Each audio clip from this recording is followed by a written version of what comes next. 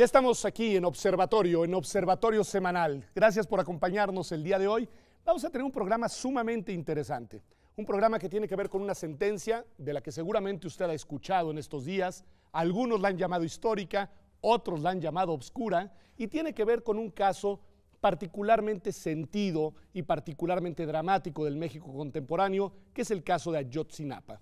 Y quizá, Raúl, lo primero que hay que hacer es explicarle un poco al auditorio nada más qué es este tribunal, es decir, este tribunal, de dónde viene, cómo está ubicado en el Poder Judicial, qué tribunal toma la decisión de esta sentencia tan importante. Es un tribunal colegiado que, para no confundir y no cansar a nuestro auditorio, tiene que resolver de manera definitiva una serie de instancias anteriores que se han venido discutiendo en materia de un juicio de amparo, me parece que son 4 juicios de amparo. Okay. Entonces es un tribunal que tiene la facultad de decidir en última instancia juicios de amparo. Un tribunal de legalidad. De legalidad, perfecto. Sofía, ¿cómo llega el caso? En el caso de Ayotzinapa hay más de 160 personas detenidas, entre policías en algunos casos y miembros supuestamente del crimen organizado. Estos casos corresponden en particular a 9 de esas personas, supuestamente del crimen organizado, acusados de delincuencia organizada relacionada con los hechos de Ayotzinapa, del 26 de septiembre de 2014. A estas personas se les acusa de delincuencia organizada y ellos apelan el auto de formal prisión, que es el auto con el que inicia su juicio, por decirlo de alguna manera. Apelan este auto, se les confirma e interponen entonces un recurso de amparo para revisar si se apegó a derecho este auto por el que se les inicia el proceso. El recurso de amparo lo obtienen, lo ganan, y lo que dice el juez unitario, que es quien resuelve este juicio de amparo, es que se les tenía que haber notificado a las víctimas, es decir, a las familias de los 43 estudiantes desaparecidos, este auto de inicio de proceso, porque de lo contrario, como las familias no estaban siendo notificadas y son parte del juicio, no quedaría firme, por decirlo de alguna manera. Esto decide el juez unitario y entonces el Ministerio Público de la PGR lo que hace es meter un recurso de revisión a este juicio de amparo. Y es el que va para arriba, para el tribunal colegiado, que como ya mencionaban es la última instancia y por lo tanto emite una sentencia que se considera pues inatacable. Ok, sé que nos quieres hablar, Luis Daniel, del contexto político de la sentencia, pero no te voy a preguntar eso. Te voy a preguntar el tema muy importante de quiénes son los actores involucrados en el caso. Es decir, obviamente las instancias jurisdiccionales, claro, el juez y el tribunal, que son los que deciden, estas 9 personas que son quienes están acusadas de delincuencia organizada y deciden hacer su defensa legal con esta estrategia, pero menciona, Sofía, y quiero que nos expliques qué papel juegan ahí los familiares de los desaparecidos. ¿Por qué son actores que tenemos que poner dentro de la ecuación si en realidad se trata de un juicio de amparo en protección de los derechos, en este caso de libertad personal de las personas detenidas? Bueno, esto es uno de los puntos más importantes, incluso tendríamos que recuperar la reforma, justamente en materia constitucional, la reforma penal del 2008, porque se les da una figura mucho más importante a las víctimas en esa reforma, y yo creo que ese es de los puntos más importantes de la sentencia. No solamente las víctimas de los 43 estudiantes desaparecidos son recuperados, porque no habían sido considerados víctimas en el proceso, sino que también son recuperados como víctimas más bien los familiares de las 6 personas que fueron ejecutadas en esa noche, y también las personas que fueron, los familiares, incluso las personas que fueron lesionadas. Te recordarás el equipo Avispones de Chilpancingo, que también sufrieron lesiones en esa noche y que también fueron recuperadas como víctimas. Parte del debate que se dio en la sentencia es si el delito de crimen organizado admite o no admite la idea de tener víctimas, y lo que resuelve justamente el tribunal es que por supuesto que sí, que no importa que solamente hayan sido sentenciados por crimen organizado, todos los delitos, incluyendo ese, pueden tener víctimas, y estas personas tuvieron que ser recuperadas en ese papel dentro del juicio. No basta con que sean representadas por el Ministerio Público, tienen que tener un papel principal. Y tal vez lo más importante de la sentencia, y así abre y así cierra la sentencia, es que se les da esta preponderancia a las víctimas en el proceso penal al inicio, recuperándolas justamente como tales en el procedimiento, y además se les da un papel muy importante en la formación de lo que vamos a discutir seguramente más adelante, que es la comisión que ellos llaman Comisión por la Verdad. Ahí también juegan un papel muy importante. Seguro discutiremos todo eso y discutiremos temas competenciales y demás, pero quiero que el público siga entendiendo, digamos, quiénes son y si es usual esto. Y ahí te preguntaría a ti, Raúl, porque, a ver, para quienes estudiaron derecho hace algunos años, tradicionalmente uno decía, bueno, el amparo es un juicio de protección de quien lo promueve, ¿no? Pues una persona física, una persona moral, pero es ese sujeto, y en realidad se trata de un juicio de protección para esa persona y lo que involucra, digamos, a sus alrededores simplemente los intereses de ese sujeto público-privado. Es común, Raúl, ¿qué ha pasado de que ahora en un juicio de amparo hay que darle cabida a tantos actores para poder valorar el caso, ¿no? Mira, es materia de muchos cambios constitucionales que han venido evolucionando en favor de la justicia en México. En el pasado se consideraba que el Ministerio Público era el representante de la sociedad y que estando el Ministerio Público, pues representaba pues tanto a las víctimas, a sus familiares, como al resto de la sociedad. O sea, la PGR solita, digamos. El Ministerio Público, digamos, para no ubicar la función con la institución que la desarrolla, sí, okay. El Ministerio Público. Después, con estas reformas, pues se le ha dado el reconocimiento a las víctimas, porque finalmente se considera que durante mucho tiempo el juicio se cifraba pues entre el agresor y el Ministerio Público, y el tema de resarcir el daño de las víctimas quedaba olvidado. Entonces, esta sentencia considera, me parece de manera correcta, pues que el Ministerio Público debió de haber dado parte a las víctimas, a los familiares de las víctimas. Hasta ahí no hay ninguna crítica al asunto.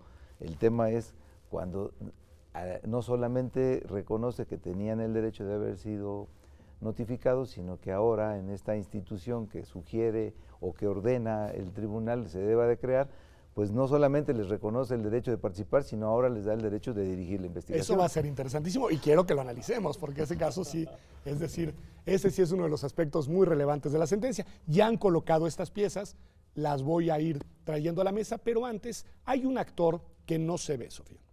Un actor que no se ve y que quiero preguntarte cómo actúa, que es el de las instituciones y organizaciones de sociedad civil en este caso, que han venido acompañando el caso Ayotzinapa desde sus inicios, que no lo han dejado, que lo siguen manteniendo vigente en la agenda institucional y en la agenda pública, y que en esta situación concreta también tienen un protagonismo relevante. Cuéntanos un poco qué ha pasado por ahí. Sí, bueno, desde el Centro PRO, de donde yo vengo, somos representantes de las familias de Ayotzinapa, como ya decía Luis Daniel, no solamente de los 43 estudiantes desaparecidos, sino también de los 3 ejecutados y de los heridos, junto con el Centro Tlachinolan en Guerrero y Fundar y Serapaz, que también han acompañado a las familias en esta búsqueda de justicia.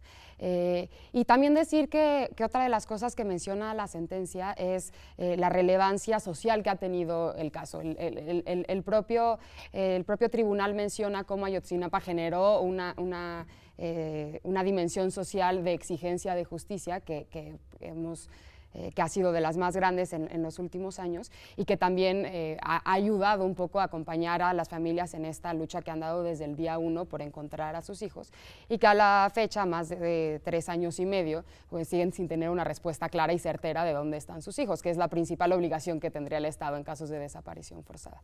Entonces, bueno, las familias que los representamos somos quienes, en todo caso, estaríamos siendo notificados de esta resolución, que a la fecha no ocurre, para poder, bueno, en su representación poder pues seguir lo que el colegiado señala, y que ya entraremos a detalle. Ya entraremos, tenemos 3 bloques más. Y ahora sí, el contexto político en el que sea la sentencia para cerrar este bloque, Luis Daniel. Yo creo que por eso la sentencia es muy importante. En México tenemos en este momento 2 procesos, los 2 trágicos. Por un lado, algo que yo he llamado la democracia a la mexicana, que está integrado por 5 cosas: el clientelismo, la negación, la simulación, la corrupción y la impunidad. No voy a hablar del clientelismo porque es muy evidente. La negación se ve en cosas como, por ejemplo, decir que es falso que haya una práctica de tortura generalizada, que es falso que haya una práctica de desaparición generalizada, como ya lo han dicho Naciones Unidas, que es falso que tenemos un problema justamente de corrupción o de impunidad. Y muy de la mano de esta negación, normalmente lo que tenemos son procesos de simulación, y eso es lo que hace mirar justamente el tribunal colegiado. Lo que dice es, no lo dice con estas palabras, pero dice, hubo una investigación que claramente es una investigación simulada para llegar a una verdad que es una falsa verdad, ¿no? Eso lo dice de forma muy clara a lo largo de la sentencia. Y de la mano de esta democracia a la mexicana, que repito, también viene de la mano con la corrupción y la impunidad, pero paralelamente tenemos un problema mucho más grave que me parece es el peor de los errores de nuestra clase clase política. Buena parte de nuestro país se encuentra directamente gobernado por redes de macrocriminalidad. ¿Así ya lo dirías? Así lo diría. Informalmente, es decir, ya no es una cuestión desde tu punto de vista. No, si quieres pensarlo incluso a partir del mapa desde el norte, buena parte de Chihuahua, Tamaulipas, Veracruz, la costa de Chiapas, la costa de Oaxaca, todo Guerrero, Michoacán, Colima, Sonora, Durango, Baja California, podemos pasar por, Tláhuac, para no irnos muy lejos, ¿no? Etcétera, etcétera. Obviamente, buena parte del territorio se encuentra directamente gobernado informalmente. Puede haber elecciones, puede haber congreso, puede haber, en fin, todas las autoridades formales que suponen en esos casos, pero se encuentra gobernada por redes de macrocriminalidad informalmente, ¿no? A través de mecanismos informales. Y lo que en buena medida nos permite mirar también la sentencia es que, Guerrero es uno de esos casos, ¿no? En Guerrero lo que tenemos son, redes de macrocriminalidad con estructuras políticas, con estructuras financieras y con estructuras también criminales que, de alguna manera están gobernando esa situación. Eso es lo que nos permite mirar la sentencia. Por eso no es menor, por eso es muy importante. No, yo no niego su importancia, me parece más contundente, digamos, análisis del contexto político de la situación, que nos lleva además por la senda de una temática que ya hemos analizado en Observatorio y que seguiremos analizando seguramente en lo sucesivo, pero hay una pregunta que es clave, no se las hago ahora, se las hago volviendo, si es más allá de la relevancia del tema, más allá de la importancia sustantiva de lo que dijo el tribunal, más allá de lo que podemos leer y entender a partir de esa sentencia, tratándose de una autoridad jurisdiccional, para mí una pregunta clave que se las haré volviendo es, ¿tenía facultades el tribunal para decidir lo que decidió? Porque es una cuestión distinta. El tema puede ser muy importante, lo que ahí dice puede ser una suerte de estudio y de diagnóstico de una situación gravísima en el país, puede ser certero, pero probablemente no es constitucional. Pero ya regresaremos aquí y los tres son egresados de la Facultad de Derecho, no solamente, uno de ellos, Raúl Contreras, es el director de la Facultad de Derecho y si hay algo rico en esta universidad y en esa facultad es la pluralidad que usted verá en la discusión que tendremos a partir del siguiente bloque aquí en Observatorio. Quédese con nosotros que ya volvemos.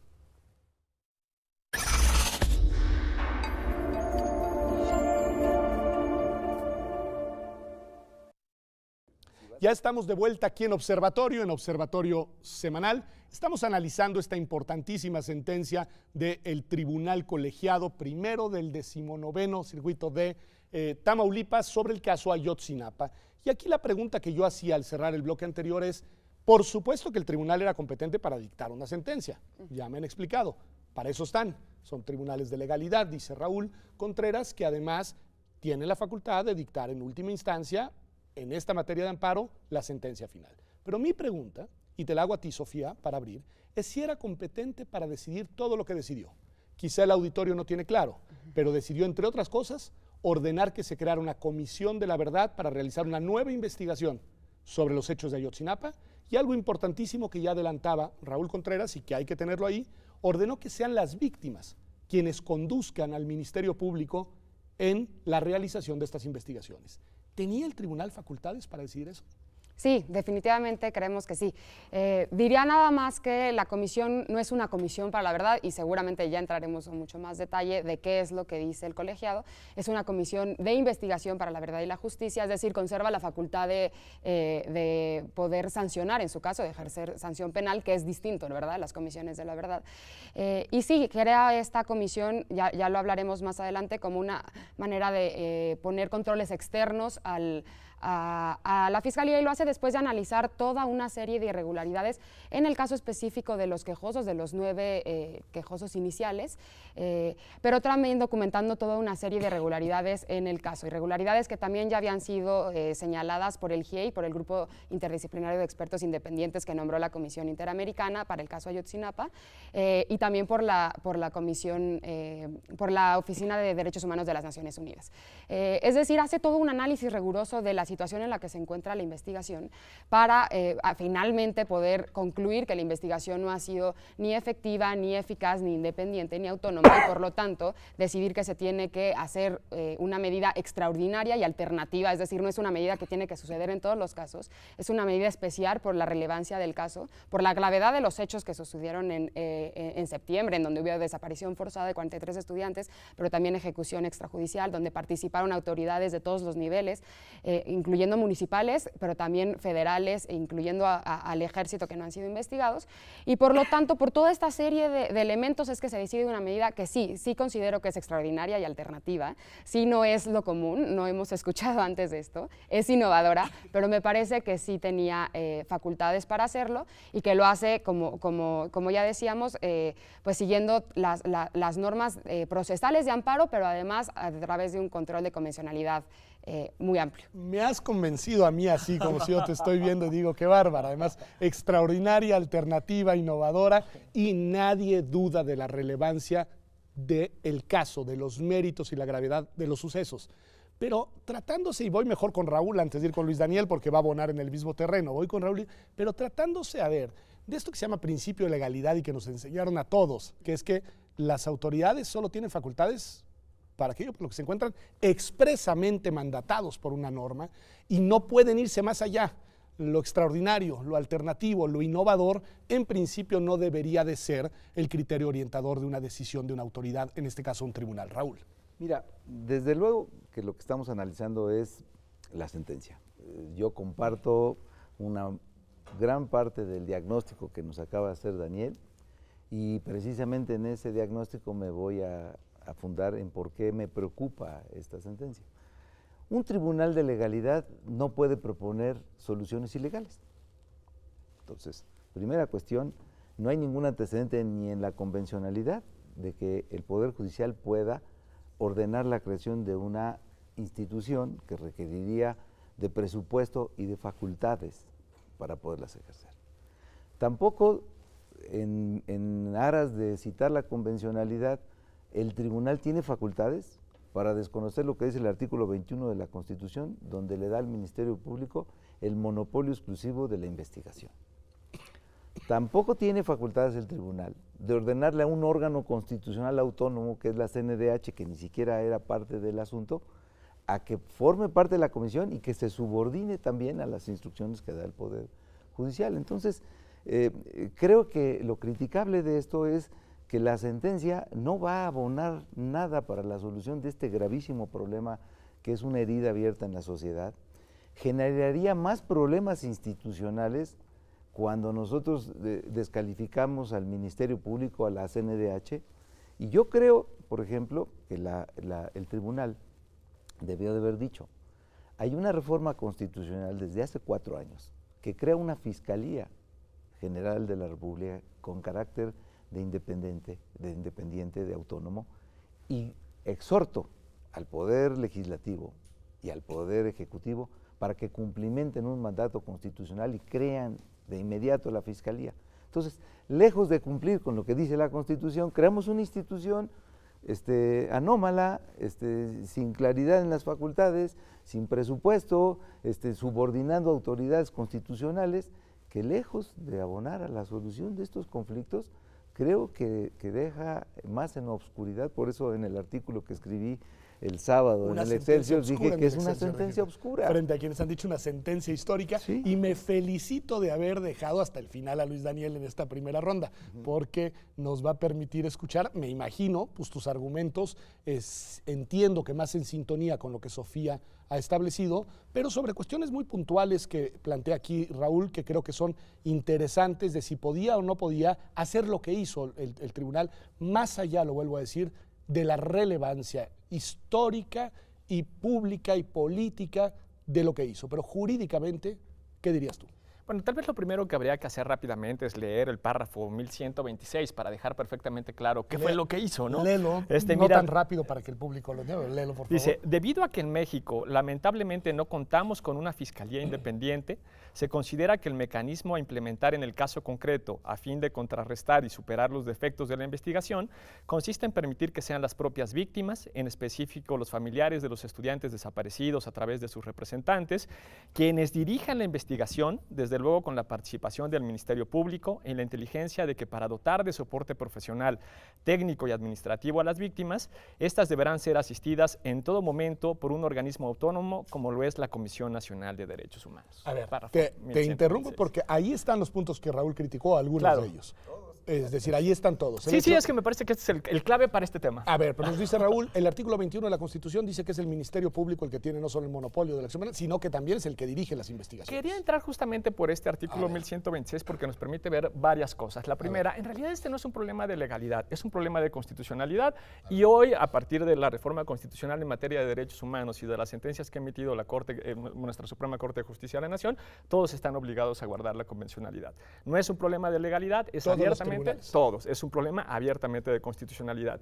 Dos, y más importante, este no es un mecanismo ordinario de justicia, como ya lo dijo Sofía. Si fuera un mecanismo ordinario de justicia, tendríamos que ir al artículo 21 constitucional. Es un mecanismo extraordinario de justicia. Los mecanismos extraordinarios de justicia existen, están establecidos en distintos protocolos a nivel nacional, bueno, a nivel nacional no, pero sí a nivel internacional, y son necesarios precisamente cuando la justicia ordinaria falla. Y esto es lo que hace muy evidente la sentencia, lo dice con mucha claridad en este párrafo. El problema que tenemos es que no tenemos una fiscalía independiente y en la medida que no tenemos una fiscalía independiente no se cumplió con los requisitos. Pero te interrumpo un segundo porque Raúl decía, lo que debieron de haber hecho es ordenar que se creara esa fiscalía. Sí tenemos una fiscalía que no se haya terminado de instrumentar. Sí, la tienes desde 2014 el artículo 102, inciso A de la Constitución, habla de la fiscalía. Las fuerzas políticas no se han puesto de acuerdo para presentar una ley orgánica y para presentar una terna y discutir y nombrar fiscal. O sea, si alguien viniera de otro país y leyera la Constitución y le dijera a un taxista, lléveme por favor a la fiscalía, el taxista le diría, pues no sé a dónde, no existe.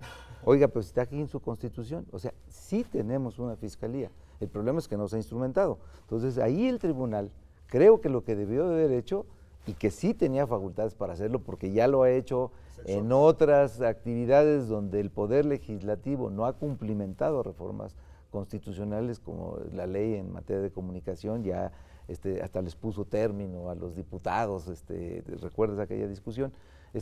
Sí tendría facultades para decir, en cumplimiento de la Constitución, hay que de inmediato establecer la fiscalía y que esa fiscalía haga, no sé, lo que procediera. Entonces sí hay una fiscalía. Un dedito de Sofía, sí, que quiera hablar, le doy la palabra y se la doy a Luis Daniel. Porque no me dejaste terminar, pero bueno, venga, Sofía, venga.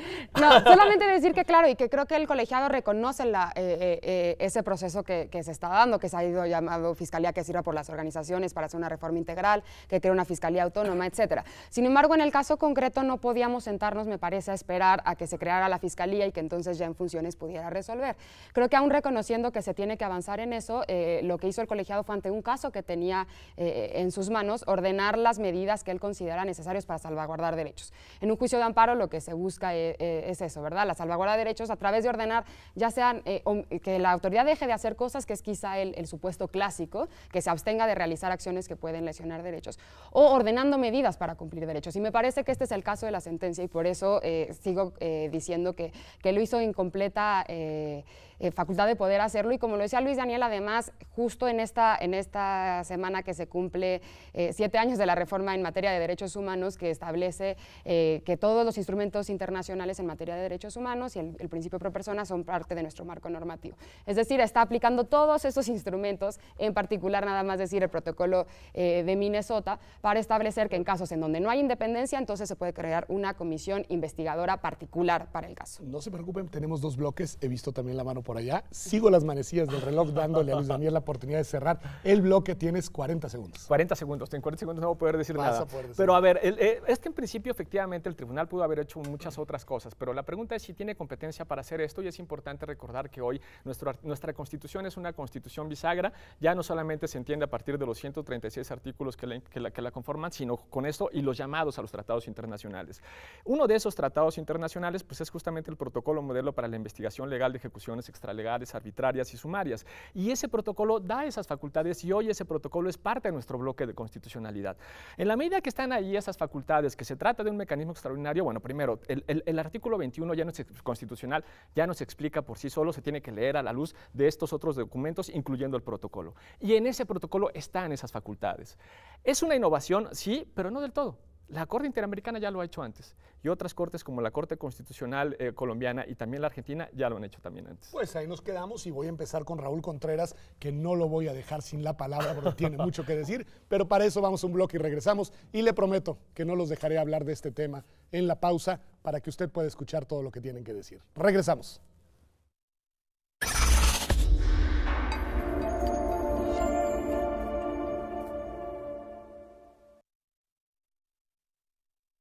Estamos ya de vuelta aquí en Observatorio Semanal. Como usted ha podido ver si nos ha seguido hasta ahora, en una discusión muy interesante sobre un tema muy relevante que además tiene que ver no solamente con competencias de los jueces y alcances de las decisiones de un tribunal colegiado en este caso, sino con uno de los eventos más dramáticos del México contemporáneo, que ha sido la desaparición de 43 estudiantes normalistas en Ayotzinapa. Raúl, querías decir algo a los argumentos muy interesantes que han vertido sobre la mesa tanto Sofía como Luis Daniel a propósito de la competencia. Ellos alegan, a diferencia tuya, que sí tenía competencia el tribunal colegiado, no para dictar una sentencia, en eso coincidimos los cuatro, sino para dictar una sentencia en los términos en los que la dictó. Bueno, a ver, tiene la competencia porque, como sabe que es un tribunal cuya sentencia es inatacable, pues ya lo hizo. Él mismo interpretó que era más que un tribunal de legalidad, uno constitucional. El tema es el siguiente. Primera, ¿qué abona esta sentencia a la certeza y la seguridad del caso? Que es un caso, yo creo que el caso más difícil en la presente administración y que va a tardar muchos años en seguirse discutiendo. ¿Cuáles son las consecuencias de esto? Primera, el que sea imposible de cumplimiento, porque el Poder Judicial no va a poder obligar al Poder Ejecutivo a que cree una comisión porque se lo señaló un tribunal, porque si se lo hubiera señalado un tribunal internacional que obliga al Estado mexicano, pues entonces estaría obligado a hacerlo, pero no el Poder Judicial. Es decir, ¿qué abona si el Ministerio Público tampoco se subordina, y además en una época donde a lo mejor se crea la Fiscalía y se desaparece la Procuraduría y la Fiscalía dice, con la pena, ¿verdad? Pero yo estoy empezando a ejercer mis facultades de órgano constitucional autónomo y no reconozco que el Poder Judicial me pueda ordenar. ¿Qué abona si la Comisión Nacional de Derechos Humanos dice, espérame, yo no estoy de acuerdo a actuar como tú dices, porque yo tengo mi autonomía para actuar en este caso? Entonces, primera, para mi gusto es imposible si no hubiera la voluntad o la colaboración de los poderes y de los órganos para cumplirla. Lo que a mí me preocupa más es que con esta sentencia pudieran quedar en libertad los promoventes del amparo y que estas 160 personas que están detenidas también lo pudieran invocar en vías de utilizar la interpretación. Entonces, cuando la Fiscalía o la Comisión se instaurara, ya no podría volver a traer a estas personas a juicio porque hay principios jurídicos que dicen que nadie puede ser juzgado dos veces por el mismo delito. Entonces, creas una comisión, echas atrás lo anterior, los dejas en libertad y cuando crees la comisión, simplemente ya no habrá a nadie a quien puedas tú imputar ningún delito porque ya fueron juzgados y fueron dejados en libertad. Le voy a dar la palabra a Luis Daniel. A ver, lo primero que nos dice Raúl es, esto no lo veo viable desde el punto de vista práctico, prácticamente está diciendo no va a suceder en los hechos. Y dos, esta sentencia por sus argumentos, por la lógica que sigue, eventualmente podría servir de base para que las personas investigadas y detenidas pudieran quedar en libertad. Bueno, en general este es un problema de cualquier sentencia del Poder Judicial, es decir, si las autoridades se niegan sistemáticamente a cumplir una sentencia y además lo hacen bajo una lógica no de jure sino de facto, pues es un problema sí para esta sentencia y para cualquier otra, o sea, no es un problema de esta sentencia. Decía hace un rato en el segmento anterior, no es nuevo que haya comisiones de este tipo, ya se han creado para otros casos en otros lugares, como por ejemplo la más famosa es la del caso Riachuelo en Argentina, se creó una comisión semejante y por el contrario, no solamente se creó, funcionó y funcionó muy bien, sino que es una de de las prácticas internacionales que hay que recuperar, porque lo que se hace cuando se le da esta relevancia a las víctimas y se crea este tipo de resoluciones es una justicia que tiene procesos de deliberación. ¿No? Y eso ayuda, porque justamente en el proceso de elaboración de la investigación y de cumplimiento de la sentencia, la víctima de alguna manera viene opinando si le parece bien hacerlo de esa forma, en qué momento se puede tener la sentencia por cumplida, si se está o no cumpliendo con los requisitos justamente que nosotros esperábamos de justicia, y eso sirve, porque lo más importante justamente es que, bueno, pues que justamente logremos generar justicia entre otros, para las víctimas en particular. Entonces yo no veo un problema en ese sentido, yo creo que ya hay antecedentes de que esto ha funcionado en otros países, entonces no creo que no se pueda cumplimentar. Por el contrario, la Comisión Nacional de Derechos Humanos tenía ya facultades de investigación, de hecho está llevando a cabo investigación cuando hay violaciones graves a derechos humanos, como es el caso de lo que sucedió esa noche con los estudiantes de Ayotzinapa, y ya está llevando a cabo la investigación, y ella ya dijo, nosotros vamos a seguir investigando y estamos en la mejor disposición justamente de colaborar, y se establece también en uno de los párrafos, me parece, si mal no recuerdo, que es el 1179, que se le tiene que otorgar justamente un presupuesto para que la comisión funcione. Entonces esto no debiera ser un problema en ningún sentido, por el contrario, va a ayudar a esclarecer con una justicia deliberada, y eso ayuda Me parece interesante, porque son dos lecturas sobre un mismo documento. Sí, pero no tocó el tema de que si lo que estamos buscando es justicia, ¿qué pasaría si dejan en libertad a todas las personas que están imputadas? Pero le doy la palabra primero a Sofía para que opine de esto, y traigo el tema, porque en efecto me parece que es un tema crucial. Sofía. No, de acuerdo con lo que dice Luis Daniel, y solamente sumar para el tema de competencias, además de considerar de nuevo que tenía competencias el tribunal colegiado, creo que no se le quita la competencia al Ministerio Público. De hecho, lo que hace cuando habla de esta comisión de investigación es usar, por un lado, el artículo 20 constitucional, en donde se dice que las víctimas son parte del proceso, y el 21 constitucional, donde se refiere que la conducción de la investigación está en el Ministerio Público. La conducción en las víctimas, ¿no, Sofía? Y eso sí es algo que varios abogados que he leído la subordina, es decir, textualmente lo que dice, sigue diciendo además, es que le seguirá incumbiendo la investigación al Ministerio Público. Entonces el Ministerio Público seguirá ahí. Lo que hace la sentencia es colocar controles externos a ese Ministerio Público, por considerar que en el caso concreto y con todo lo que pudo revisar de la investigación, no estaba haciendo una investigación independiente, autónoma, eficaz, etcétera. Entonces lo que hace es, a través de la Comisión Nacional de Derechos Humanos y de las representantes de las víctimas, colocar una serie de controles al actuar del Ministerio Público, sin que se le quite, sin que ya no tenga un poder en este sentido. Entonces me parece que lo que hace es, justo atendiendo a casos internacionales, es colocar una medida extraordinaria de investigación, es decir, colocar controles extraordinarios justamente para llegar y avanzar en el tema de verdad y justicia, que a la fecha no se tiene. Y me parece que claro que abona al caso en particular, y así justo lo refirieron las familias. Las familias recibieron incluso con cierta esperanza el fallo. También justo hicieron el llamado a que tienen preocupación de que no se cumpla, y esa es una problemática que coincido con Luis Daniel, de las sentencias en general. La sentencia se debe de cumplir y es inatacable, y que además obliga a los poderes como lo estableció, y que por lo tanto debería de cumplirse. Habrá que ver el diseño, cómo se va haciendo, pero bueno, más allá de compartir o no, me parece que estamos en una situación en donde debe de acatarse la sentencia, y que además lo que es muy clara la sentencia en decir es: no se va a empezar desde cero, hay cosas que ya se tienen y que ya se ha avanzado mucho. Justo lo hizo el Grupo Interdisciplinario de Expertos Independientes, que dio asistencia técnica al caso y que señaló una serie de líneas de investigación que a la fecha no se han cumplido y que son una ruta que podrían servir para que esta comisión siga avanzando. Me parece que justo lo que ahorita hay es una serie de omisiones y más bien de oscuridades en la investigación, que lo que se buscaría hacer sería de alguna manera resarcir, así lo dice el tribunal colegiado, para avanzar por líneas que han sido claras. Es decir, hay por dónde avanzar, hay líneas de investigación que seguir, hay responsabilidades que no se han investigado, y que eso sería lo que haría esta comisión. A ver, no le han comprado el argumento a Raúl, y es muy buena su objeción. Raúl, simplemente para que el auditorio entienda tu razonamiento completo, ¿por qué desde tu punto de vista esta sentencia podría terminar sirviendo para que se liberara a las personas bajo investigación? Porque en el supuesto caso de que el amparo, cuando regrese al juez, sirviera para decretar su inmediata libertad por las razones de no haber sido llamadas las víctimas, y también por haber reconocido que hubo presunta tortura, quedaran en libertad. Sí, porque se acredita. Y que quedaran en libertad, y que utilizando estos mismos razonamientos pues muchos de los 160 Abarca, su esposa, también invocaran los mismos argumentos y quedaran en libertad.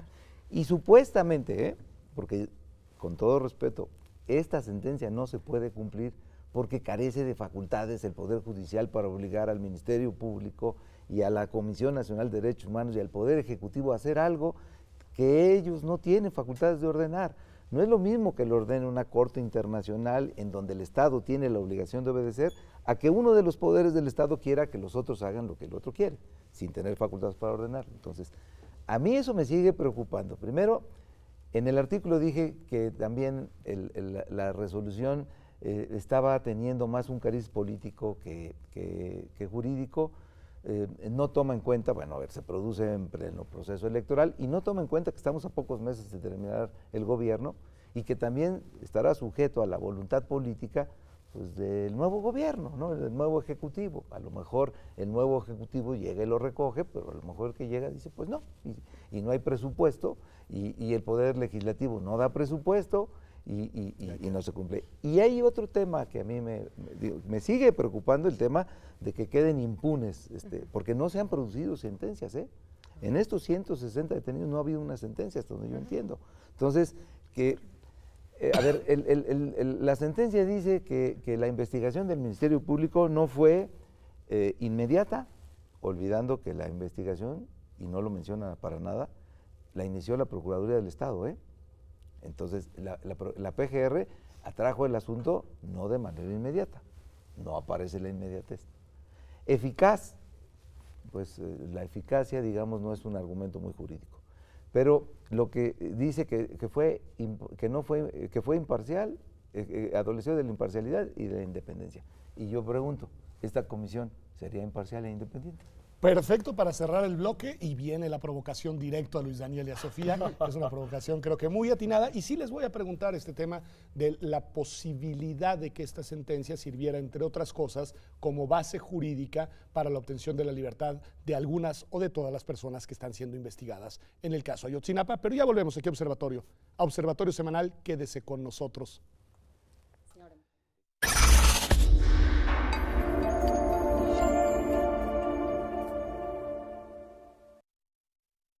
Estamos de vuelta aquí en Observatorio Semanal, analizando esta sentencia importantísima en el caso Ayotzinapa, además de un tribunal de Tamaulipas. Pues Raúl Contreras, director de la Facultad de Derecho, ha planteado aquí sobre la mesa una multiplicidad de dudas e incluso de objeciones de fondo a la sentencia y de preocupaciones por sus potenciales alcances. Luis Daniel, tu reacción a lo que se ha dicho hasta ahora. Bueno, fueron varios puntos. Yo sigo diciendo que sí tiene competencia, claro, que la competencia ya es sabemos convencional, que bla, dicen, bla, bla, ¿no? Sí, ustedes, porque se reiteró eso. Pero sin embargo, lo más importante que tiene que ver con la posibilidad de que las personas que en este momento están siendo procesadas por la desaparición de los 46 estudiantes de Ayotzinapa sean liberadas.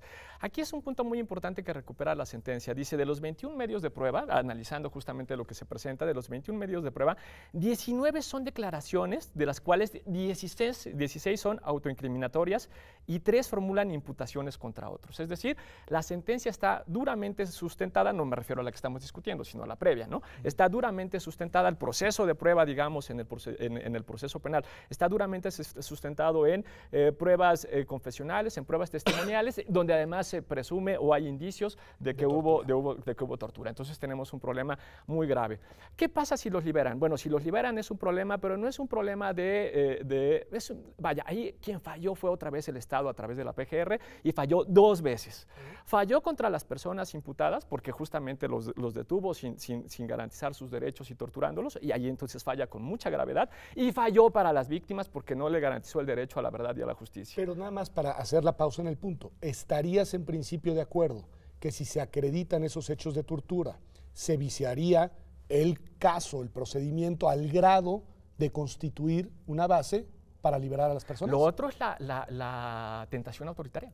Lo otro es la tentación autoritaria de no importa que los hayan torturado, que se queden en la cárcel. Lo otro es la tentación autoritaria de pena de muerte para, ¿no?, las personas que hagan desaparición forzada. Lo otro es la tentación autoritaria. Ninguna persona procesada que haya sido torturada, ¿no?, o que no se les hayan garantizado sus derechos, pues puede ser procesada por esos elementos. Sin embargo, aquí un punto muy importante para que no se genere a lo mejor una equivocación. A diferencia del caso de Cassés, que es el más famoso, de Florence Cassés, acá no se decreta la libertad de estas personas. Esto es muy importante decirlo. Dice, se suspende el plazo constitucional, se tienen 72 horas, se suspende ese plazo constitucional de 72 horas para que se reciban las pruebas correspondientes para mirar si hubo o no hubo tortura, ¿no?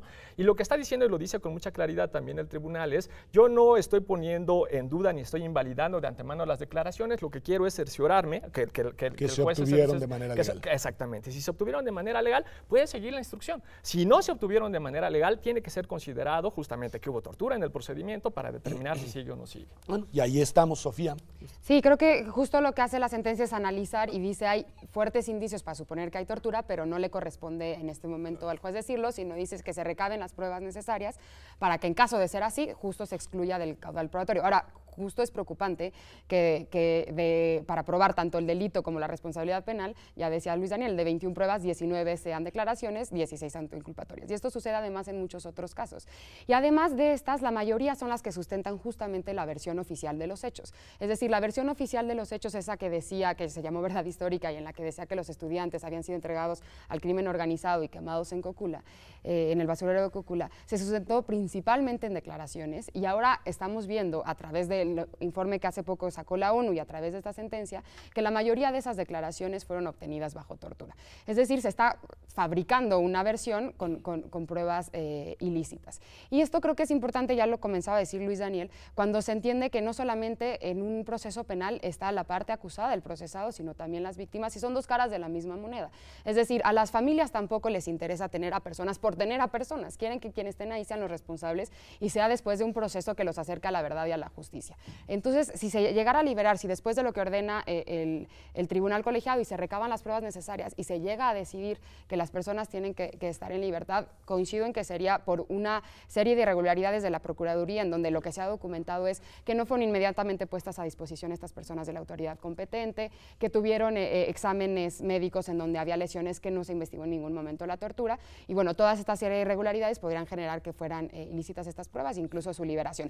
Pero creo, solamente para cerrar, que lo que es importante y también justo a diferencia del caso Cassés, es que lo que hace el tribunal colegiado, lo que ve es que toda esta serie de medidas de debido proceso que se deben de otorgar y que tenemos que respetar a las personas procesadas, también tienen un impacto para las familias. En el momento en el que se dejan de cumplir, entonces también se está afectando el derecho a la verdad para las familias, y es por esto, y suponiendo que es posible que se dé este escenario, que justo el tribunal colegiado quiere o busca poner una serie de medidas que hagan que el caso todavía pueda seguir investigando y acercar a la justicia para las familias y para respetar el derecho a los procesados. Me parece importantísimo lo que dicen. En verdad es que no coincido, digamos, con la preocupación de fondo, y coincido además con esta advertencia de que si lo que hay ahí son casos de tortura y eso supone la liberación de esas personas, pues el vicio no es responsabilidad del tribunal colegiado, el vicio es responsabilidad pues de quien en aquel momento realizó las detenciones y realizó ese tipo de investigaciones absolutamente antijurídicas y antimorales, digamos. Pero pues las consecuencias son otras, Raúl. Mira, yo suscribo lo que ha dicho Sofía y Daniel, me da mucho gusto que egresados de la facultad tengan esas convicciones y ese conocimiento. En ese tema nadie discute. Si lo que se trataba de resolver era el tema de que procede el amparo porque hay un efecto corruptor, como lo calificó el ministro Saldívar en el caso de Florence Cassés, pues procedía la libertad. Ahí el tribunal se sintió muy constitucional y muy convencional, pero no se atrevió a ponerlos en libertad. Lo pudo haber hecho, no lo hace.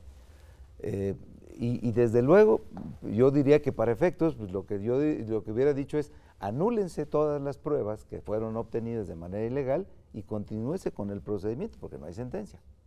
Entonces, a mí lo que me preocupa es que empiecen a salir las personas implicadas sin haber sido sentenciadas, que también es una diferencia del caso Cassés, porque ahí sí había una sentencia.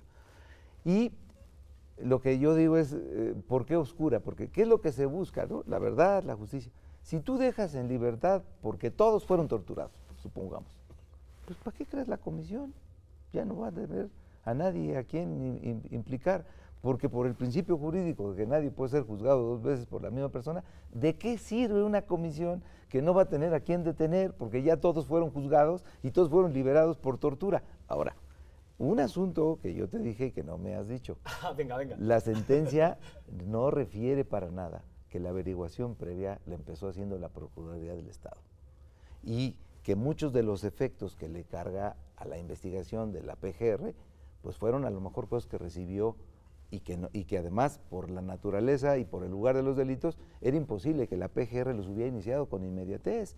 Entonces, creo que el tribunal, tratando de entrar al análisis del debido proceso y seguir valorando y defendiendo los derechos pues de los que están solicitando el amparo, que también los tienen, acaba creando más problemas en el fondo de los que pretendía resolver. Luis Daniel responde y luego Sofía y cerramos el programa porque el tiempo vuela. Lo bueno es que hablan rapidito.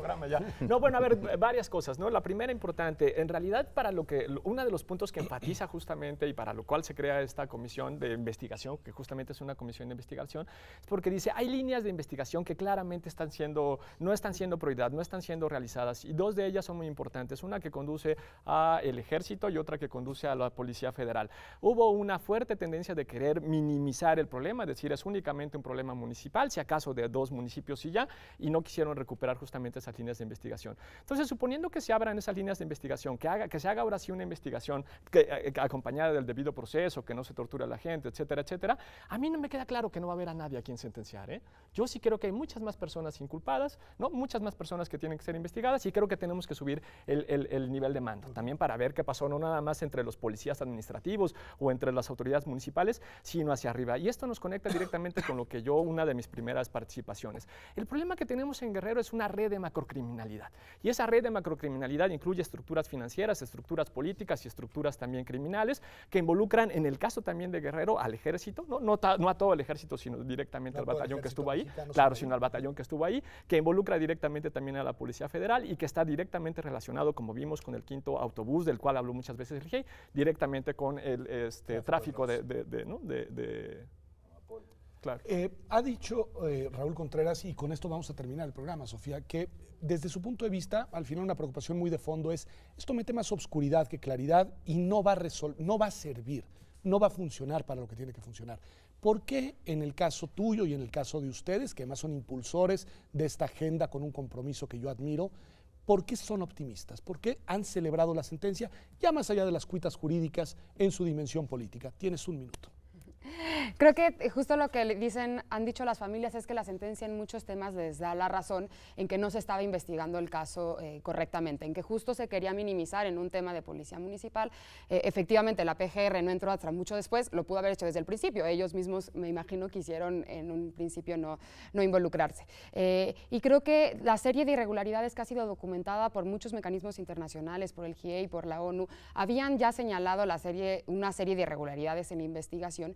Y para las familias es una luz decir, la PGR va a tener controles adicionales y vamos a poder estar ahí para seguir esas líneas de investigación que ya decía Luis Daniel, para seguir por las líneas que nos había marcado el GIEI que no se han investigando, a todos los niveles de responsabilidad que faltan, para desentrañar el nivel de macrocriminalidad y de colusión entre crimen organizado y autoridades, que a la fecha en manos de la PGR no ha sido posible. Entonces, algo que sigue detenido y que por más que se sigue impulsando no ha encontrado flujo o salida, es una posibilidad que a través de nuestras propias instituciones y de un juez mexicano que puede ordene, vamos a investigar y vamos a investigar con controles adicionales para llegar a la verdad y la justicia. Pues muchas gracias, Sofía, muchísimas gracias, Raúl, en verdad, y muchas gracias a Luis Daniel, y gracias a usted por habernos acompañado en esta edición de Observatorio Semanal.